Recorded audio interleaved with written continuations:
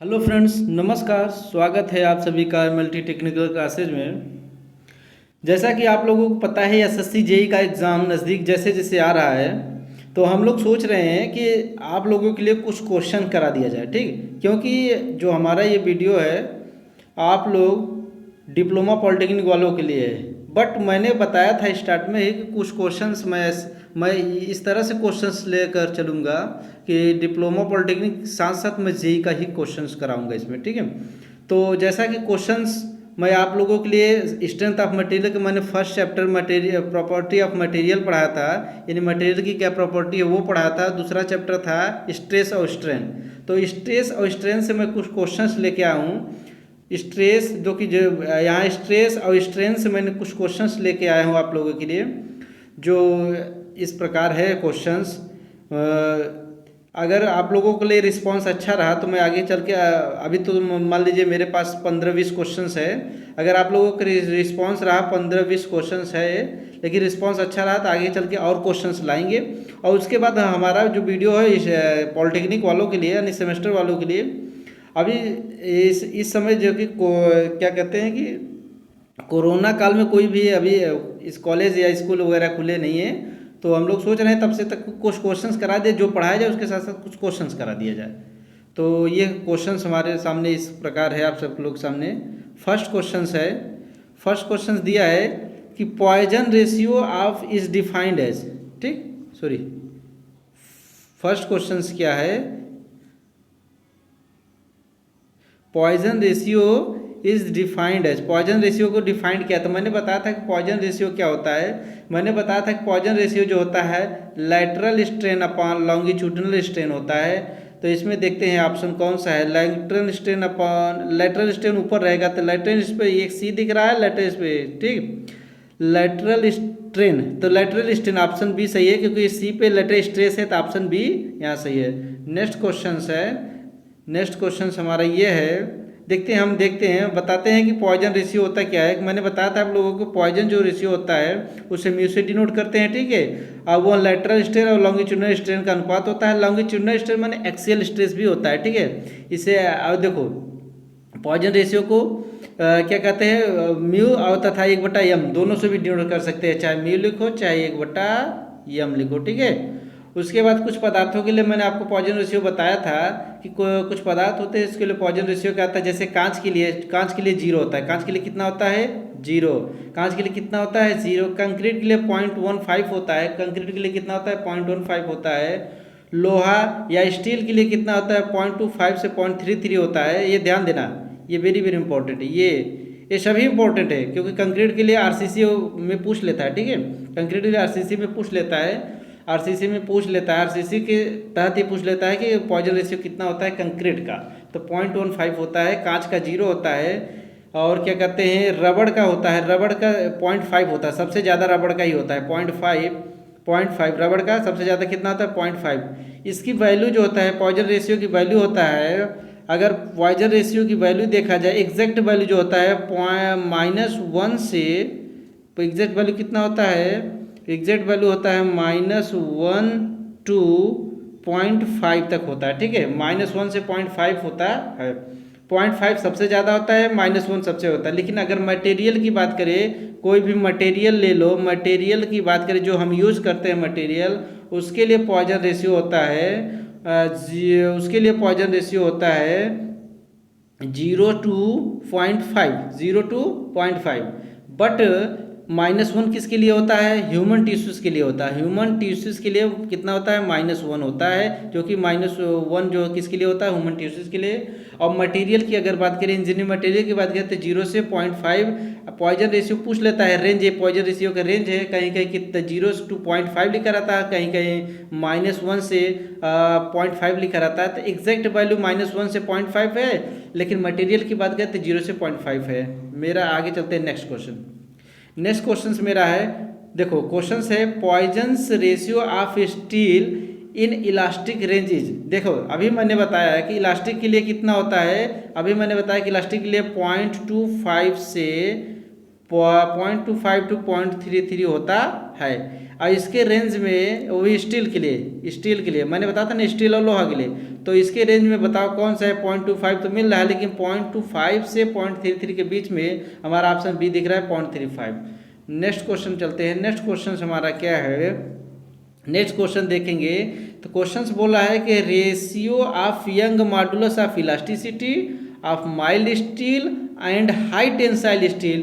देखो young modulus को ई से प्रदर्शित करते हैं, मॉडुलस ऑफ इलास्टिसिटी या यंग मॉडुलस मैंने बताया था इसे ई से प्रदर्शित करते हैं। ये होता कितना है इसका, क्या कहते हैं, स्टील के लिए जो होता है 2.1 इंटू 10⁵ न्यूटन पर mm² होता है, या मेगा पास्कल, ठीक है। और इसकी वैल्यू जो होता है इतना होता है, ठीक है।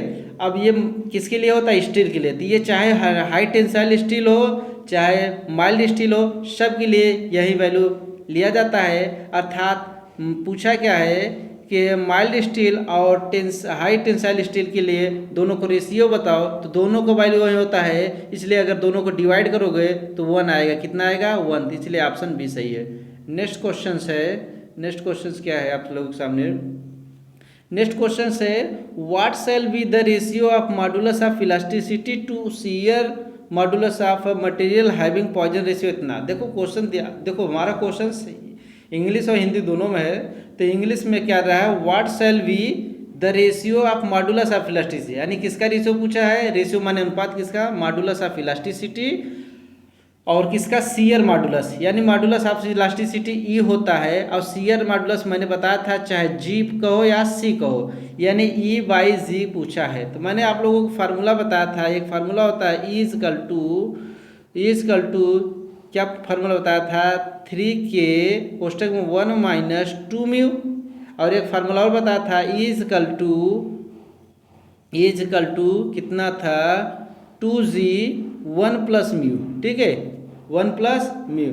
तो अब आप करिएगा, हमको क्वेश्चन पूछा है कि ई और जी में फार्मूला, ई और जी में रेशियो पूछा है बताने के लिए, तो ई और जी का रेशियो निकालोगे तो देखो ई और जी इस साइड है, इस पता हो जाएगा, इससे देखोगे तो ई ऊपर और नीचे जी, और इस साइड बचेगा कितना, इस साइड बचेगा हमारा, इस साइड हम देखो इस साइड हमारा बच जाएगा 2 बचेगा, जी इस साइड चला गया और कोष्टक में 1 + म्यू बचेगा। इसका वैल्यू को मान रखोगे तो ध्यान से देखना, उसका वैल्यू को मान जब रखोगे तो आ जाएगा पॉइजन रेशियो कितना दिया हुआ है, यानी बचा कितना, ई बचा कितना हमारा, देखो ई बाई जी, ठीक है, 2, ठीक है, यहाँ 2g था तो 1 + म्यू।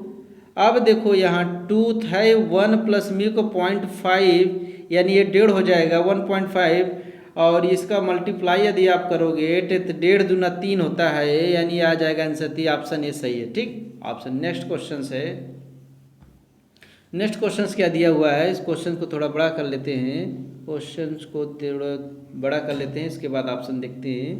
क्वेश्चन है हमारा a steel rod of sectional area 25² mm, ठीक है, connected to parallel wall 5 mm apart, ठीक, the nut at the end were tight were the rod was heated at 100°C if ये steel का मान दे दिया। देखो ध्यान देना, ये जो वैल्यू है, ये जो अल्फा स्टील दे दिया है, थर्मल कोफिशिएंट है, ठीक है, थर्मल एक्सपेंशन है, और ये स्टील का दे दिया है यंग मॉडुलस ऑफ इलास्टिसिटी दे दिया है 2.2 मेगा पास्कल पर मीटर mm², और टेंसाइल फोर्सेस डेवलप हो रहा है, टेम्परेचर इतना दे दिया है, ठीक है। इसको सॉल्व कैसे करेंगे हम, पूछा क्या है ध्यान से देखना, इसमें पूछा क्या है कि देखो एक बार फिर से क्वेश्चन को देखते हैं, इस बार क्वेश्चन को देखते हैं एक बार फिर से। तो हमारा क्वेश्चन पूछा क्या है, हमारा क्वेश्चन ये है कि हमें क्या निकालना है। देखो पूछा है द टेंसाइल फोर्सेस, ध्यान से देखना, पूछा क्या है, tensile force developed at a temperature 50°C।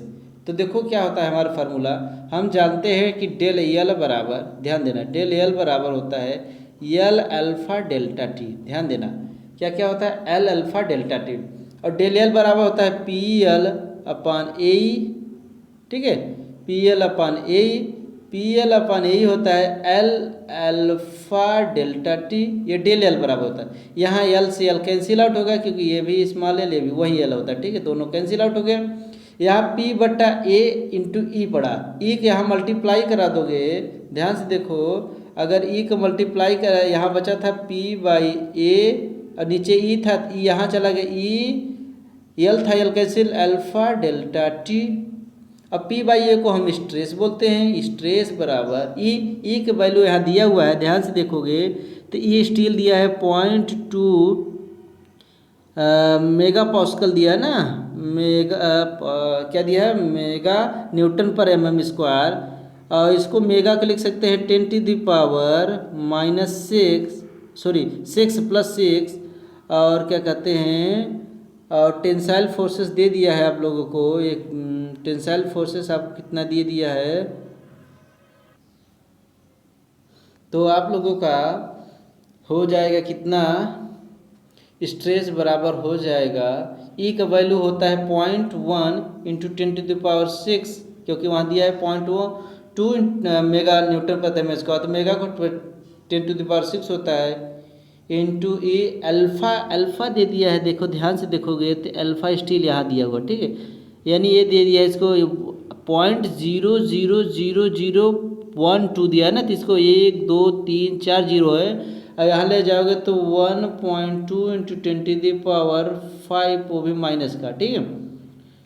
Delta T temperature difference कितना दे दिया है, 50 डिग्री सेल्सियस, कितना 50 डिग्री सेल्सियस, तो यहाँ 50 डिग्री सेल्सियस लिखोगे, सो कितना आएगा, एक बार फिर से, या 0.2 इंटू 10⁶ इंटू 1.2 इंटू 10⁻⁻5 इंटू 50, इसको आप सॉल्व करो, तो सॉल्व करने के बाद हमारा आंसर आता है कितना, आप लोग सॉल्व करेंगे तो आंसर आ जाएगा, सॉल्व करने पर आंसर आ रहा है कितना, आंसर आ रहा है हमारा 120 कितना, सॉरी क्वेश्चंस, आंसर हमारा 120 न्यूटन पर एम स्क्वायर, या इसे लिख सकते हैं मेगा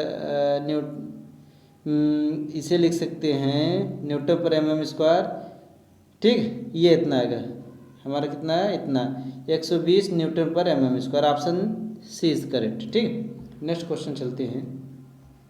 यहाँ देखो, इस यहाँ सॉल्यूशन दिया हुआ है कि देखो हमारा छड़ का क्षेत्रफल दे दिया था कितना, 25 mm/स्क्वायर, एल दे दिया था इतना, और टेम्परेचर डिफरेंस हमारा है 100 - 50, कितना आएगा 50 डिग्री सेल्सियस, और इसको सॉल्व हमने किया तो एल स्टील दे देते ना, इतना दे देना, फार्मूला हमने बताया था delta equal to L alpha delta T, और डेल बराबर होता है पी एल अपन ए, और पी एल अपन ए भी किसी पी फोर्सेस के लिए, तो एल अल्फा डेल्टा टी, यहाँ पी बाई ए लिखा, एल से एल कैंसिल आउट कर दिया, ये यहाँ इस साइड भेज दिया, तो पी बाई ए स्ट्रेस हो गया, स्ट्रेस का फार्मूला हमने रख दिया, ठीक।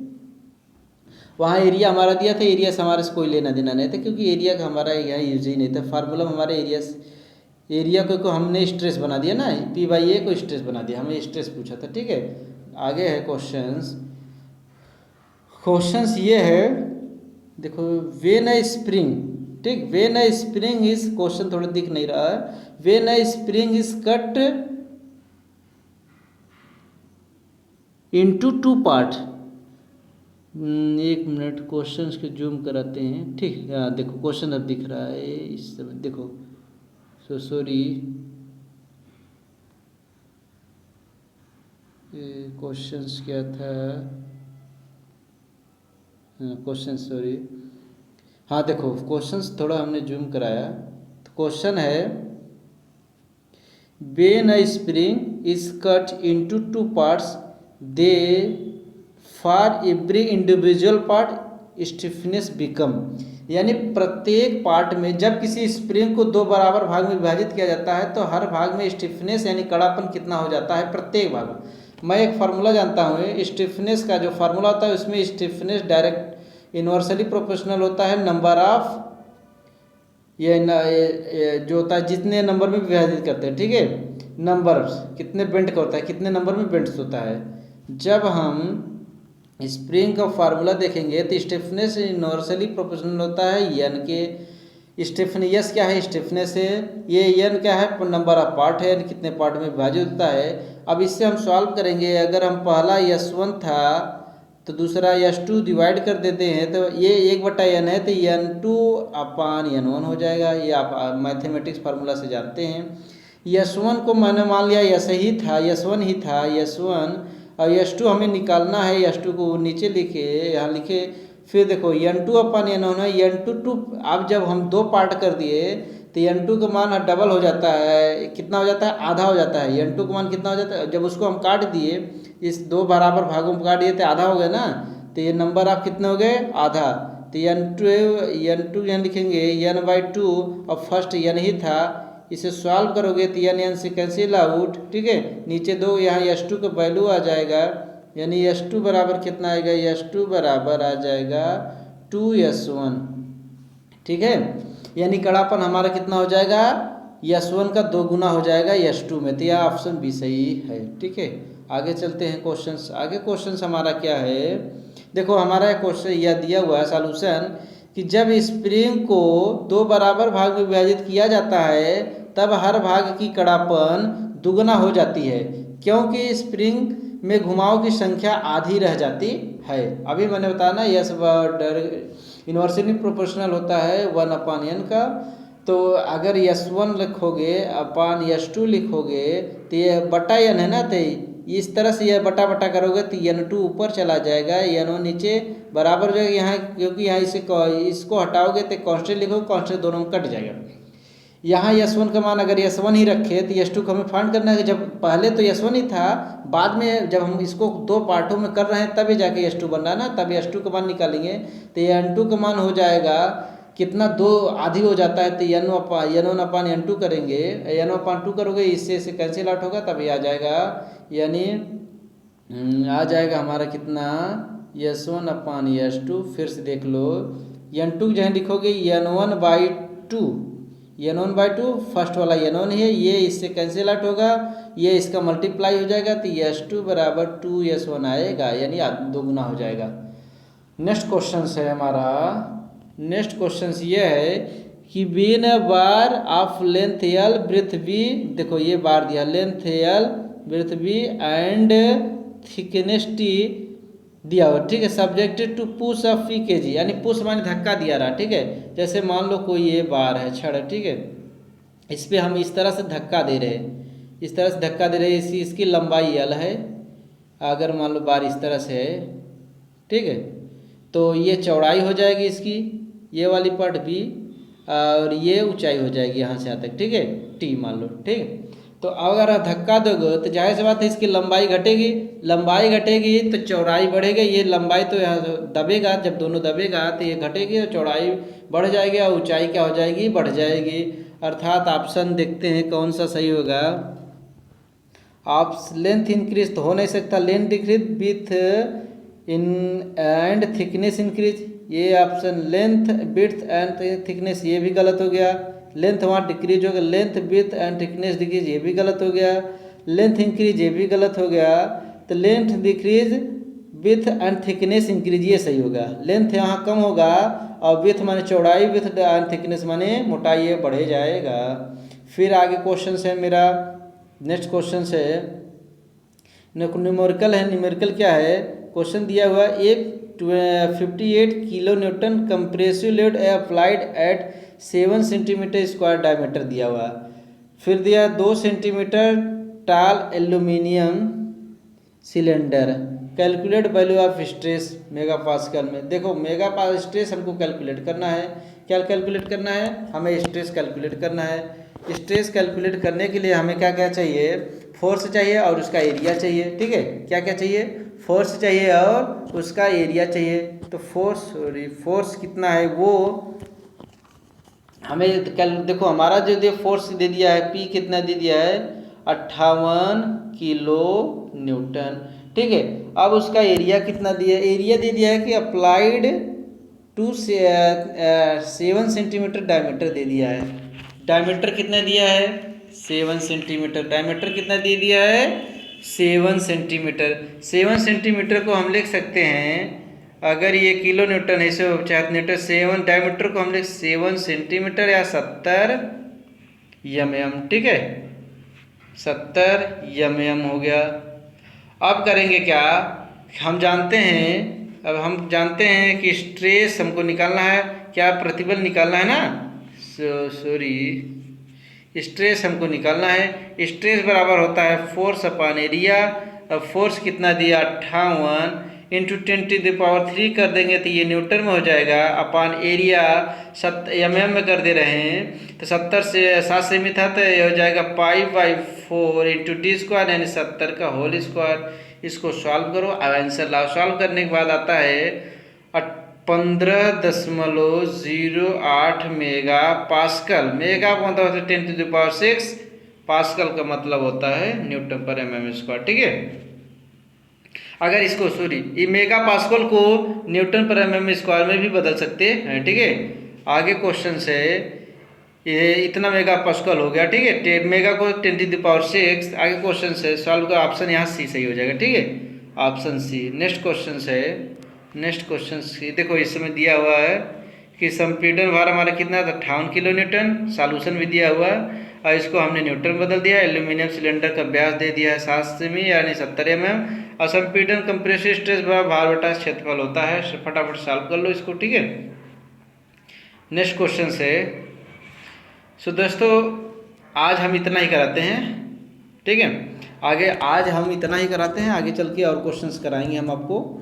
और क्या कहते हैं, इसी तरह देखते हैं, पहला मेरा फर्स्ट वीडियो है इस तरह का, ये मेरा फर्स्ट वीडियो है इस तरह का। देखते हैं इस पर रिस्पांस आप लोगों का कैसा आता है। ठीक है, अगर हम कोई भी ये तो देखिए, ये माना कि कुछ त्रुटि हो सकती है इसमें, कुछ वीडियो में क्वालिटी में कुछ त्रुटि हो सकती है, क्योंकि ये फर्स्ट वीडियो है इस तरह से बनाने का, बहुत प्रॉब्लम हुई हमको बनाने में वीडियो ऐसा। ठीक है, अगर आप लोगों का रिस्पांस अच्छा हुआ तो हम इस तरह की वीडियो अच्छे से क्वेश्चंस चुनिंदे क्वेश्चंस आप लोगों के लिए देंगे और उसका सॉल्यूशन भी अच्छे ढंग से कराएंगे। ठीक है, और यदि आपको वीडियो हमारा अच्छा लगे तो आप लाइक करिए, शेयर करिए, सब्सक्राइब करिए और अपने दोस्तों यारों को सभी को बताइए। ठीक है, so thank you for watching my video.